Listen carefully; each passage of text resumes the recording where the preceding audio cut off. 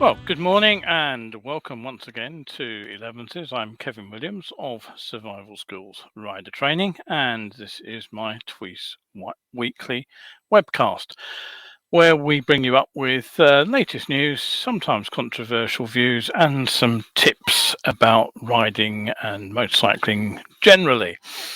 So we've got a fairly packed show for you today. We'll be looking at who breaks speed limits in Wales. Sad story from Donington Park where two riders were killed in a trackday collision. I've got a photo of a police car taking to the grass to pass queues whilst heading for a smart motorway collision.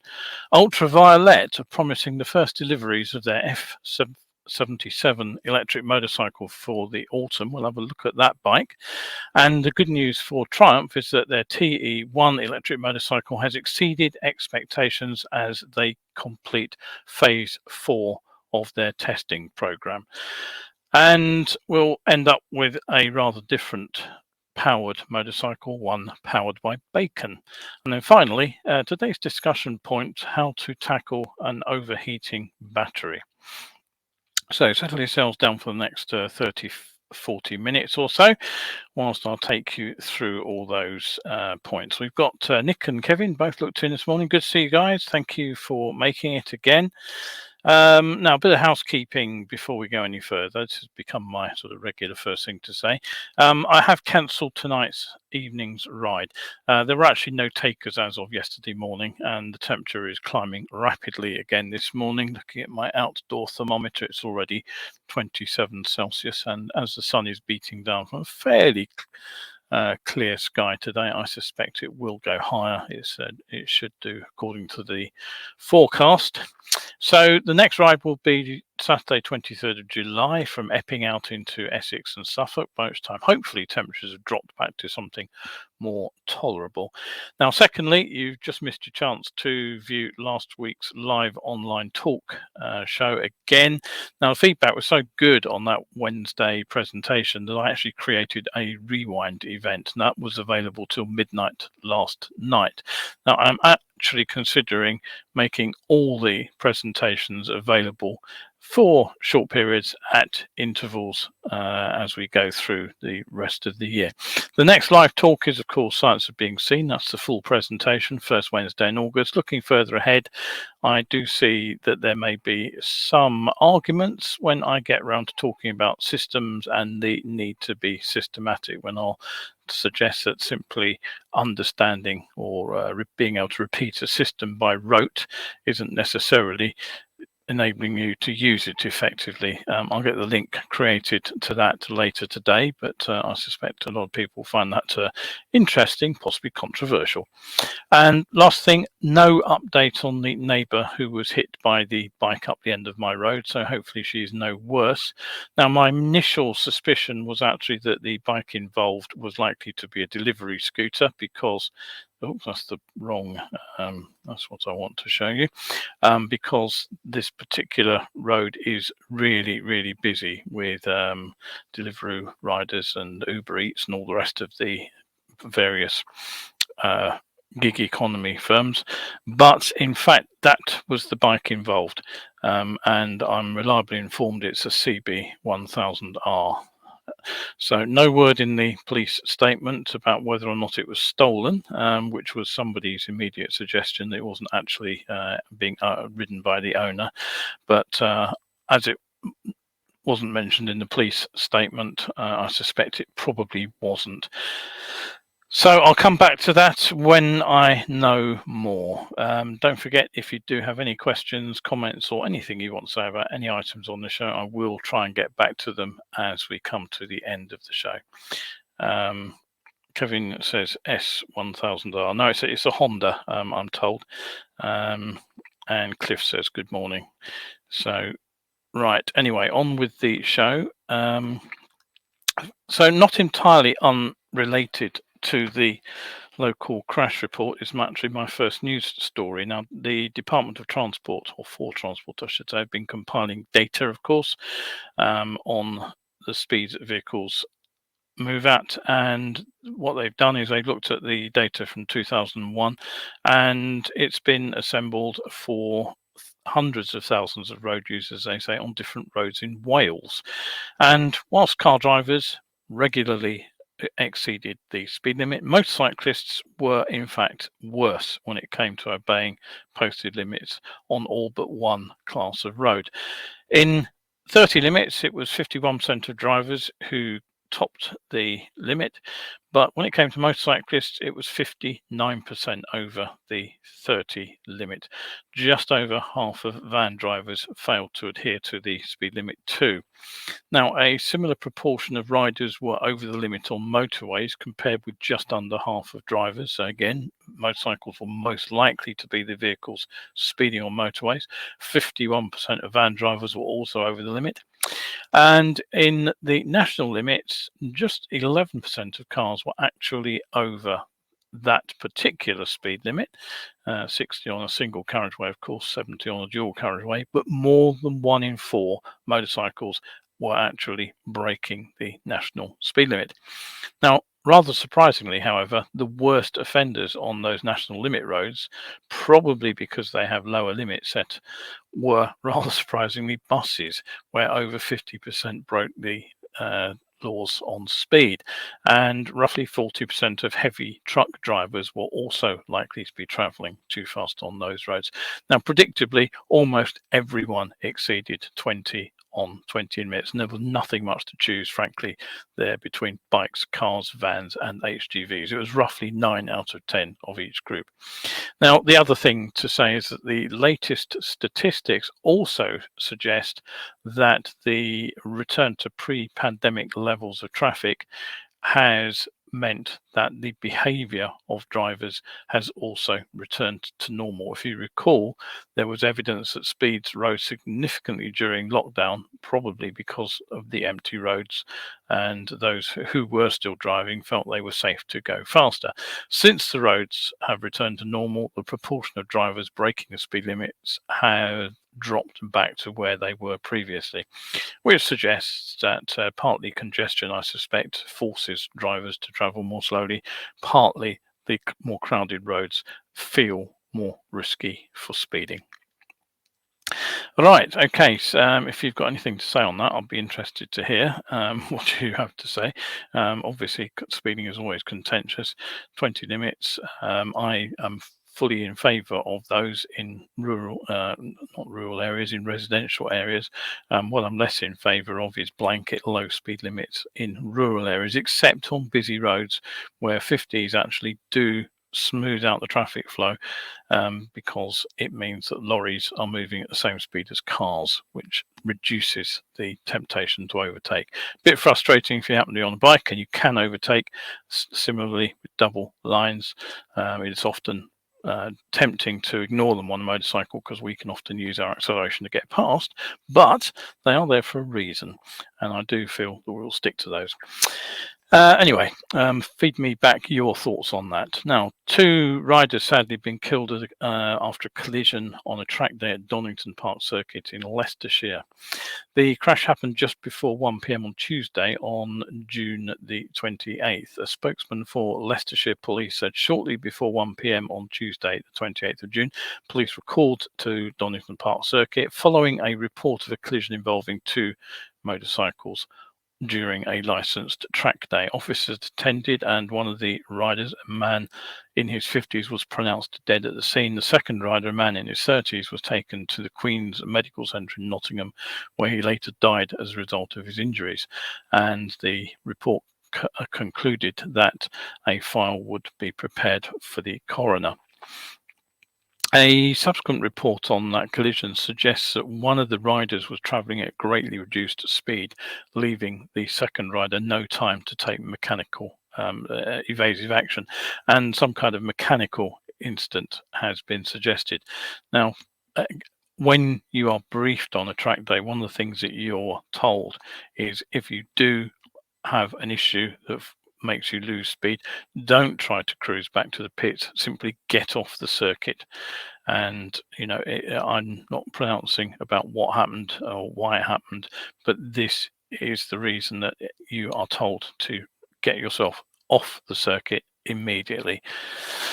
Inquests are expected to be held by the Coroner's Court for Rutland and North Leicestershire and Loughborough in the near future, but as far as I know, nothing has opened yet. Donington Park themselves say they believe it's inappropriate to comment whilst the investigation is ongoing. Right, okay, so don't forget, set your reminders. You can get my show every Wednesday and Sunday. It nearly always goes out live. Very occasionally it comes out as a recorded item, and even more rarely I miss a show due to other work commitments. But generally speaking, you will find me live here at 11 o'clock on both those days. And if you can't make it live, you can of course catch up anytime you like on Facebook, but it's probably easier to head over to my YouTube channel, Survival Schools UK, where you can find all the 11s shows neatly lined up. Right, okay. Kevin's corrected his typo. He did mean a CB1000R. Kevin says speed alone doesn't kill. Inappropriate speed or speed with other factors can kill. I would definitely agree with that. The problem is for most people is working out what is an appropriate speed, as I've explained many times. And I know, again, this is a contentious argument, but we're often portrayed as using inappropriate speed when there's a crash. The trouble was, how did we know it was going to be inappropriate 30 seconds, 15 seconds, 5 seconds earlier? It's often not immediately obvious that there is a serious problem. And Paul has looked in. Does the trend of arbitrarily reducing speed limits to address perceived poor road safety issues on part of enraged local residents and for political expediency rather than based on scientific analysis, having bearing on road users ignoring what they view as unreasonably low speed limits? Well, that's actually a very good question. We're veering slightly off topic today, but never mind. I came across a research paper. Now, this was 20 plus years ago, and it was, I've long since lost track of where I found it. I can't seem to locate it again on the internet, but it was a study that was done in Derby. Now, there was a ring road built around Derby. I think it was built in the 1950s or the early 60s. And initially, I believe it was a national speed limit. So 60 to 70 miles per hour, depending on single or dual carriageway. And most of this ring road was dual carriageway, so traffic moved on it quite fast. And then I believe it was sometime in the late 1970s when the speed limits started to be ramped down. The speed limit was actually dropped to 40 miles per hour. And here's the really interesting thing. They actually found that the average speeds of traffic increased after they'd lowered the speed limit. And this was because most people felt that the 70 limit was actually inappropriate and so drove slower. But when they were forced to drive at 40 miles an hour, they thought the 40 limit was inappropriate. So they thought to hell with it. And they actually exceeded the speed limit by rather more.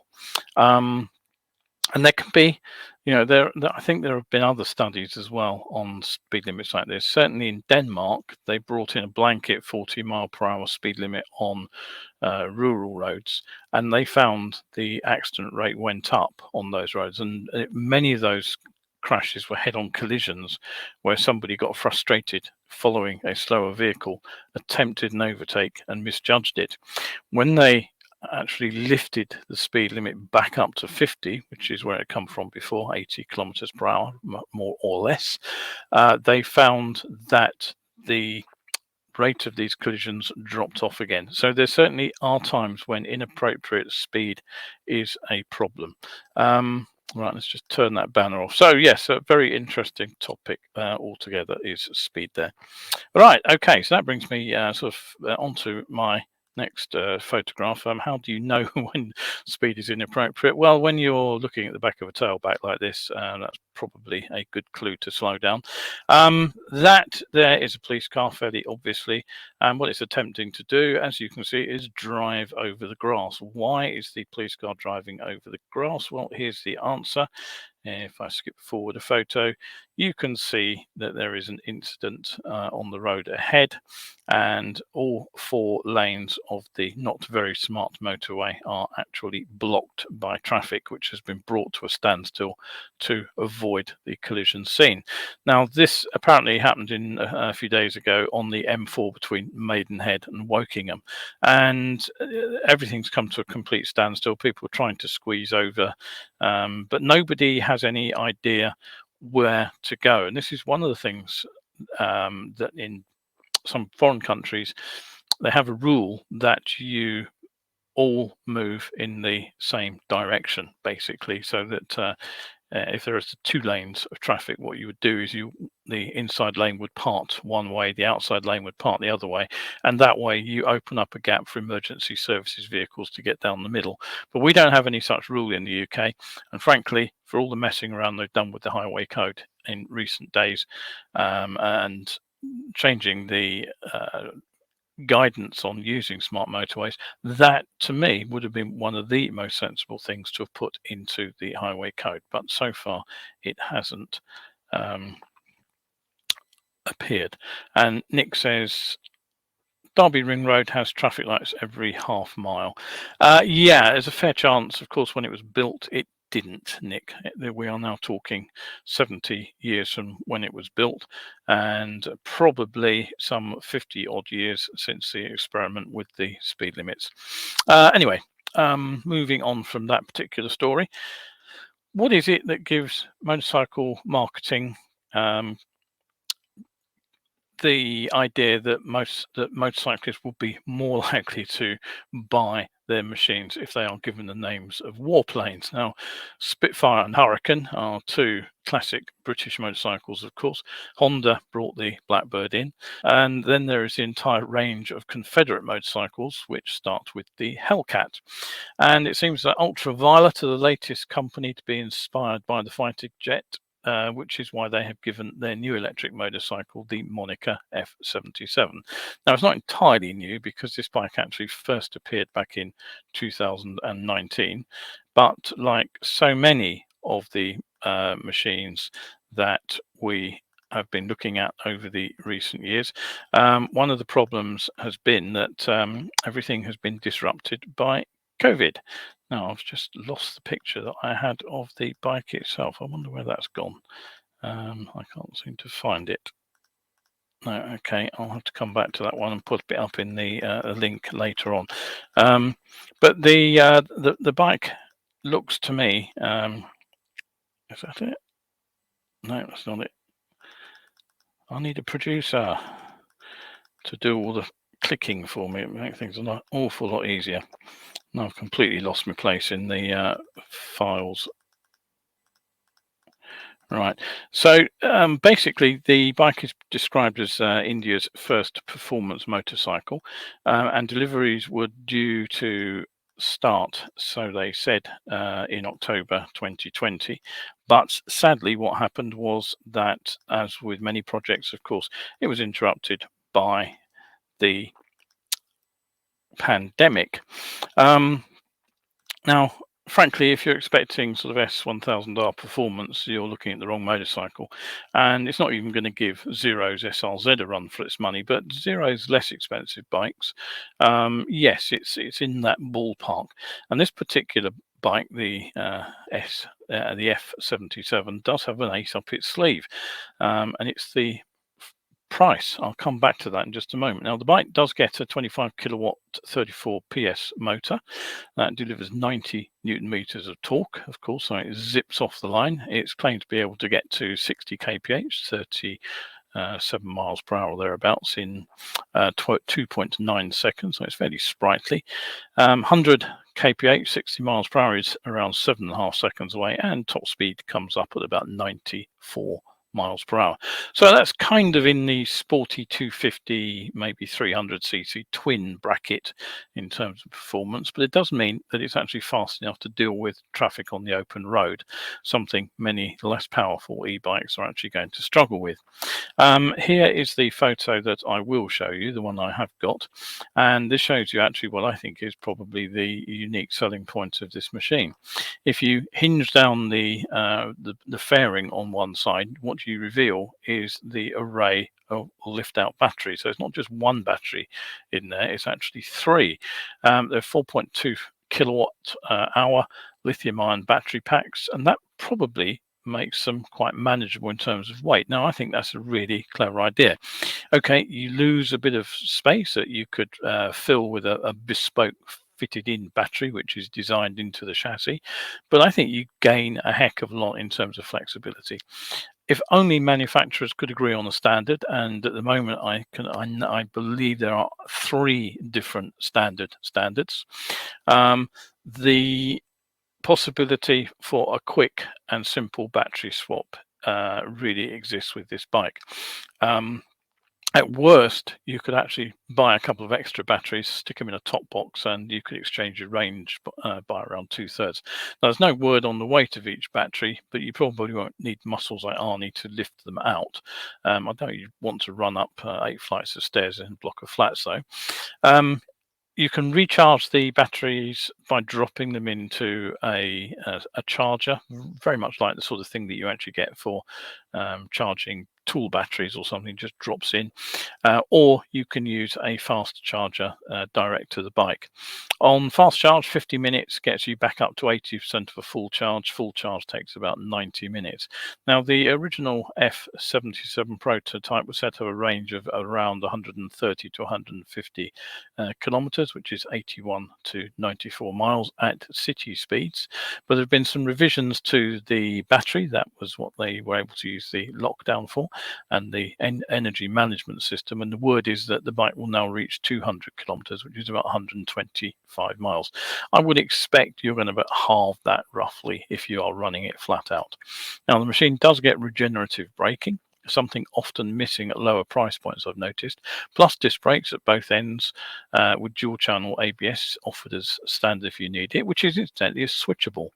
The frame is said to be a mix of steel and alloy, and it's supported by the usual upside down forks at the front, adjustable rear suspension. Seat height is a very reasonable 31.5 inches, 800 millimeters, and of course you do get the now obligatory TFT touch screen with functions to connect to your smartphone. You get ride telematics, remote diagnostics, over-the-air upgrades, ride analytics, and bike tracking.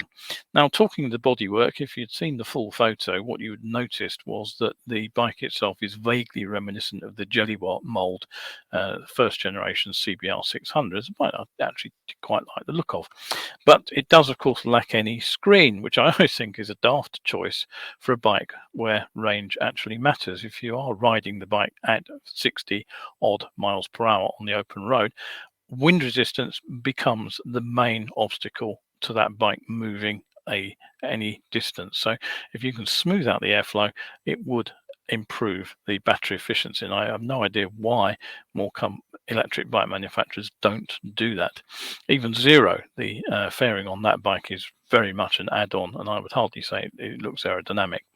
Ultraviolette are partnered by the Indian automotive company TVS, who you may recall are responsible for working with BMW on the BMW 310 projects. So that does look like a nod in the direction of quality production. The bike certainly looks well finished. Deliveries are due to commence this autumn for India. Ultraviolette say they want to take the bike global in 2024, and they actually have the facility already to manufacture 120,000 units a year. Now, I promised to finish by coming back to the price. If it went on sale today in the UK at the price that's been announced for India, it would set you back just £3,500 at the current exchange rate. Now, even allowing for the costs of getting the bike over here and the natural inflation that you always get when anything built abroad is sold in the UK, I'm sure companies like Zero are starting to look over their shoulder at what would appear to be some very hot competition. Now, another word that finds its way into far too many press releases is muscular. I mean, what on earth does that mean? How do you describe a bike as muscular? Does it flex and ripple? Does it just have bumps in places other bikes don't have bumps? I have no idea. Anyway, sadly, the latest manufacturer to use that dreadful term are Triumph in their press pack, where they report that the TE1 electric development project is now officially complete. Now, this unique collaboration, which I reported on at every stage, you may recall, is between Triumph Motorcycles, Williams Advanced Engineering, Integral Powertrain Limited, and WMG of the University of Warwick. It's been funded by the Office for Zero Emission Vehicles through Innovate UK, and frankly, I think they have made remarkable progress to get to this point. Now, clearly, they had all the years of experience of building conventional motorcycles behind them, and they have drawn on the experience of Williams and the other company, what they're called, Integral Powertrain, who have experience of using electric power for Grand Prix, I think. But even so, to get to the point where they have a bike which has gone through all the testing, I think is pretty incredible. So phase 4, it was live testing of the prototype on rolling road and track, and they said it's delivered on all the targets and objectives, and they say that the prototype has actually exceeded expectations, whilst setting what they claim are new standards for the sector overall, including final battery and range performance. Now, first up, the bike gets a 161 kilometer, 100-mile range with the Williams delivered battery. Triumph claim that that exceeds the real-world range of equivalent electric motorcycles available today. The regenerative braking has been successfully implemented, and it said that there's scope for further optimization there. There are also potential gains still to be had in efficiency in the motor and the transmission, which could also help improve the range. But the thing is that it gets that 100 miles whilst being no slouch. The motor is 130 kilowatts, 177 PS, 175 horsepower if you prefer that, and you get 109 newton meters or 80 pounds-feet of torque, and that performance essentially matches the Speed Triple 1200, but the bike delivers an even quicker 0 to 100 time. The torque delivery map is engineered apparently directly to replicate that you would get on the petrol engine 1200 Speed Triple. The standing start acceleration is 3.6 seconds, 0 to 60 miles per hour, so 0 to 100 kph, so quite a lot quicker than the electric bike we just looked at. 6.2 seconds gets you to 100 miles per hour. It's pretty impressive, and there's more to come. They believe that with final refinement to the electronics, including traction control and the front wheel lift control, performance could be enhanced further. Now, the other factor is how much does it weigh? Well, it actually weighs in a pretty impressive 220 kilograms, 485 pounds. The ergonomics, geometry, and weight distribution pretty much match the Speed Triple. And here's the game changer. It comes with a 20-minute charge time, which they say is thanks to advances in battery and charging technologies that they have developed in collaboration with Williams Advanced Engineering. Triumph are also keen to point out something else I've noted about electric motorcycles. They may not sound like petrol engines, but they have their own distinctive soundtrack. I likened the Zero I test rode a couple of years ago to a jet engine spooling up as it accelerated.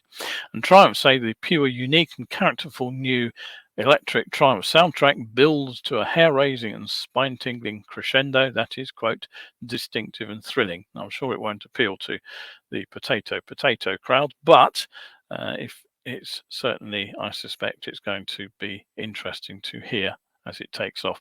And it seems that it might actually have been engineered in deliberately, because the bike uses what's described as a unique helical gear pair primary transmission. But you will be glad to know that the bike has also successfully passed all the homologation noise tests. And finally, the press report says you get a style and presence that's 100% Triumph with a signature design DNA, instantly recognizable as a Triumph. The TE1 prototype's muscular presence utilizes signature design cues from the brand's iconic modern history of performance motorcycles while clearly being a bike of the future.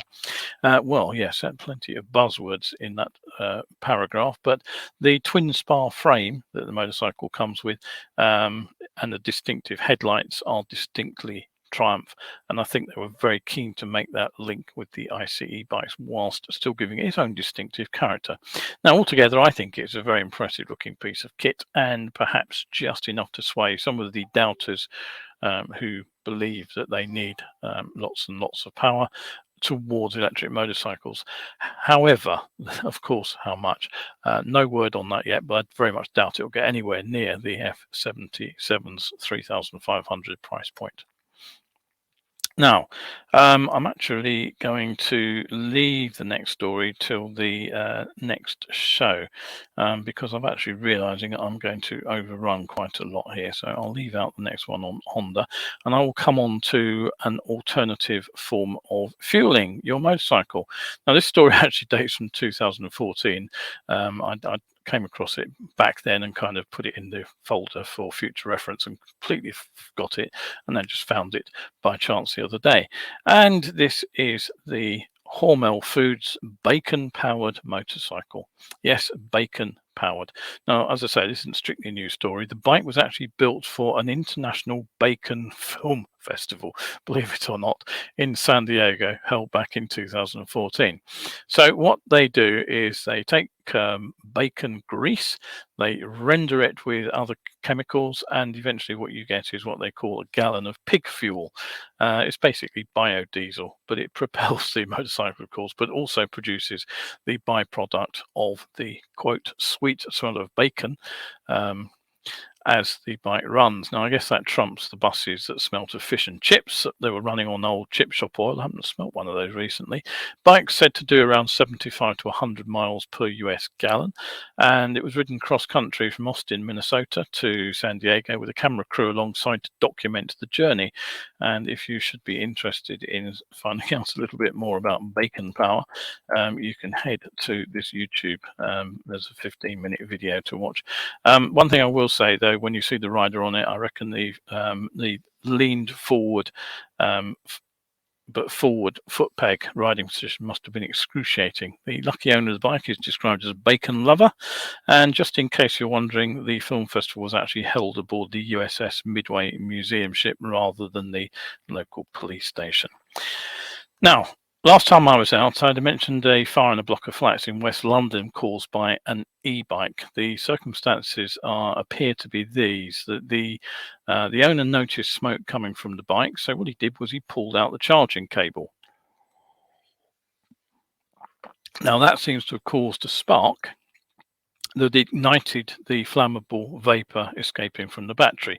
That set the bike, which of course had plastic components, and then its fabric surroundings alight. Now, it got me thinking that whilst I did a safety course on extinguishing fires in a chemistry lab many, many years ago, I actually had no idea about how you should go about putting out a battery fire like this, or whether you should even attempt to. Now, as it happens, when I was working in that lab, I did have to deal with a fire where sodium was involved. And all I can say about that was I made a complete mess of it and converted what had been a small, very containable fire into a much bigger and rather dangerous fire. Unfortunately, all the senior staff who would have been better equipped to deal with it than me were elsewhere. There was a meeting on somewhere, and I was actually the only one at the moment in a lab full, absolutely jam-packed full of flammable chemicals. I snuffed it out with a fire blanket eventually, but for a few minutes, I was seriously worried there was going to be a major incident. Anyway, back to the batteries. On a plane, they have fireproof bags, and that's why you basically have to carry any rechargeable items in the cabin and don't put them in your luggage, unlike my other half who forgot that and had her brand new power pack, her USB recharger, basically confiscated from the baggage. Now, assuming you don't have a rechargeable a bag big enough to put your rechargeable battery in, what do? Now, the thing to say about lithium-ion batteries is that they can be particularly violent. This is because they actually release a toxic and flammable vapor from the battery itself. So essentially, the battery, as it starts to overheat, is producing its own fuel, and that can keep the fire going whilst also causing harm to anybody in the vicinity. Now, lithium-ion battery fires usually occur after a battery has been damaged. Now, damage to the battery can cause a rupture in this semi-permeable membrane that separates the chemicals, and that can cause a reaction which starts to run away with itself. It's too fast, and then the battery gets too hot, and then that can spark the dangerous and self-perpetuating fire, and potentially even an explosion. Now, these types of fires are classified as Class B flammable liquid fire because it's actually the liquid that catches fire and not the metal lithium, although that it would be flammable on its own. It's not the cause of the fire, it is actually the liquid. Now, type A, B, C, or BC fire extinguisher is apparently what you need. These extinguishers actually work by interrupting the chemical reaction in the lithium-ion battery, which eventually puts out the fire. They stop oxygen basically getting to it. Now, in any environment, small lithium-ion fires can be put out with a special fire extinguisher. Dry chemical extinguisher, something called Lithex AVD filled extinguishers are apparently the best choice because what they can do is they launch dry powder a considerable distance sideways, up to 20 feet, which is, if you think about it, about 5 or 6 meters. So that means you can stand well back from the fire and still get some coverage over the burning battery.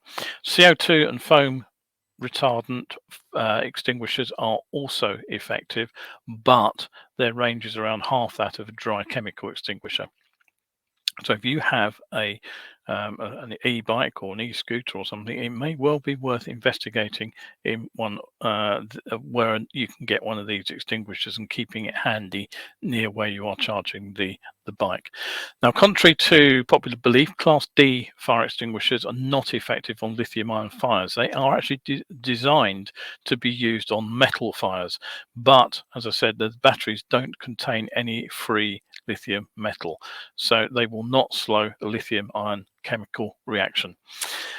Now, what do you do if the fire can't be extinguished? Well, then you need to let it burn in a controlled way. One way to help do this is to douse the surrounding area with water, because that helps stop the fire from spreading.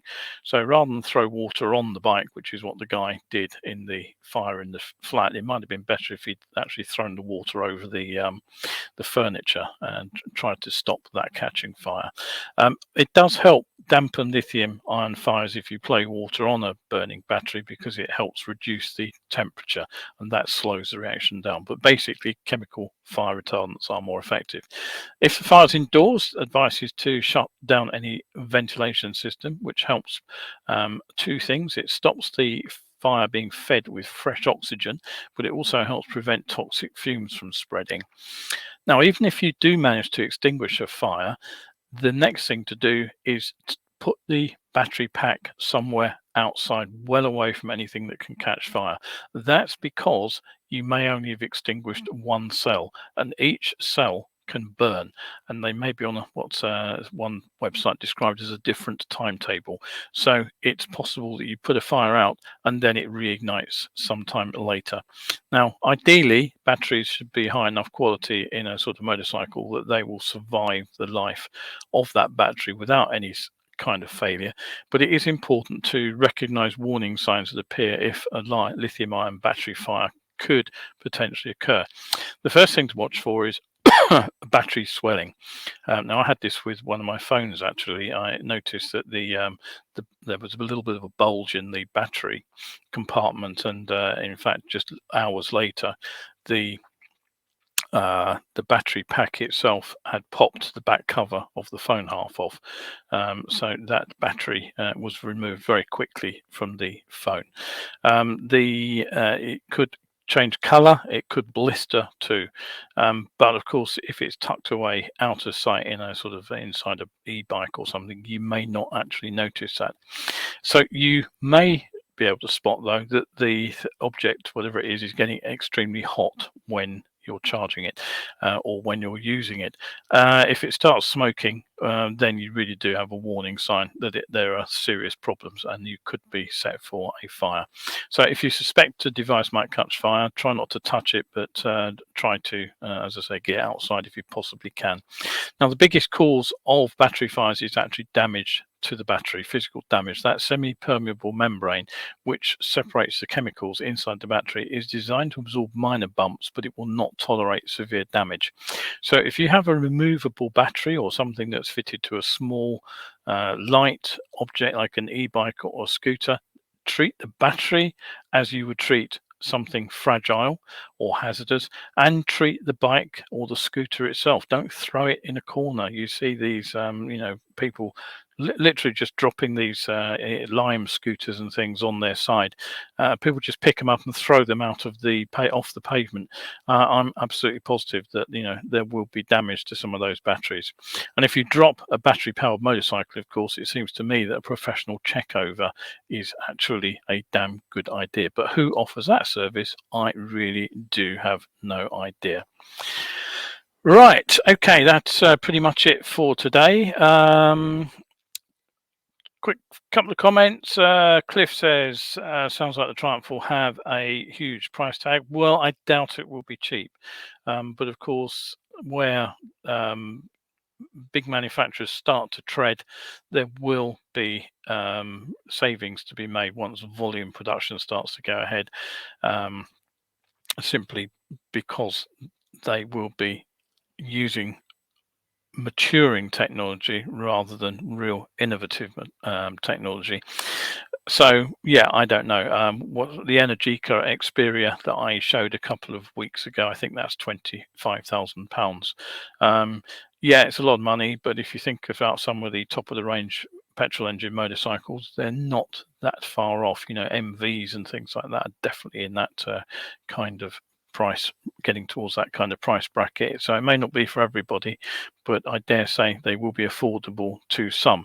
And hopefully they will think actually that whilst they've made their statement 180 mile per hour motorcycle, most of us don't need that. Something that with a genuine top speed of 110 miles per hour is probably all that most of us ever need.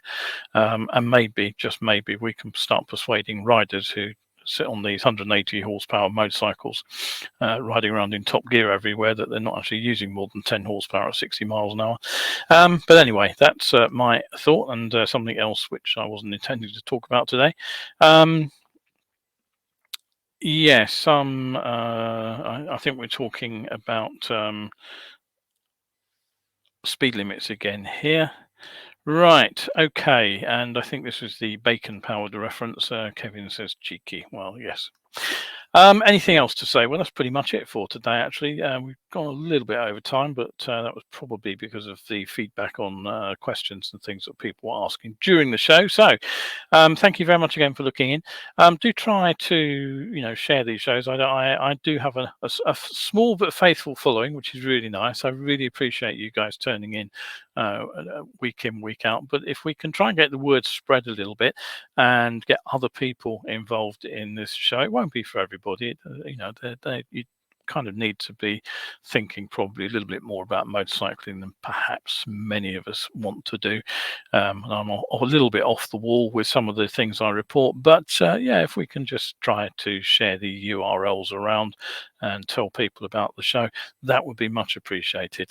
Anyway, next show will be Sunday, when the temperature is due to be scorchio, and I hope I will see you then. I suspect some of you will probably be watching when they would normally be out for a ride on a nice day, because it will simply be far too hot. So thank you again, and if you are out there on your bike today, do be cautious as usual and try to stay shiny side up. And I've lost me run out. Where's it gone? Oh, dearie me. I've got a run out. Where's it? I've lost it. I've moved things around and I've now lost. Oh, there it is.